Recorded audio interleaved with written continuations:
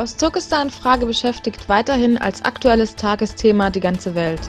Der Präsident des Weltkongress der Uiguren, Dolkun Issa, traf auf australische Parlamentarier und das Außenministerium.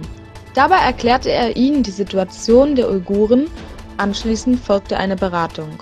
In Tokio hielt Seyit Tümtürk eine Konferenz, ebenfalls das Leid der Uiguren betreffend.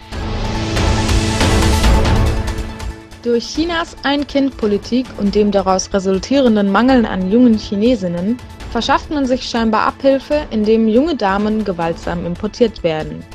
Laut der Johns Hopkins Bloomberg School of Public Health und einer thailändischen Frauen-Nichtregierungsorganisation werden tausende Frauen und junge Mädchen von Myanmar nach China entführt, um sie dort der Zwangsheirat und Kinderzeugung auszusetzen.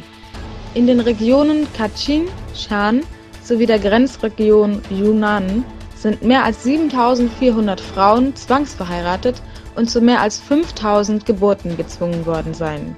Die Zahlen entstammen einer Studie, die lediglich temporär erfolgte. Es ist also mit einer weit höheren Opferzahl zu rechnen.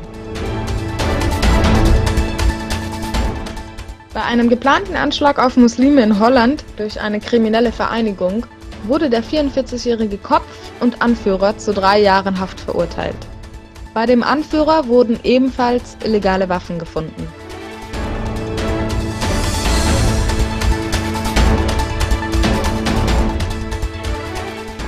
In Afghanistan, genauer der Herat-Region, hat die militante Taliban einen militärischen Stützpunkt angegriffen und dabei 14 Soldaten getötet und 20 weitere entführt.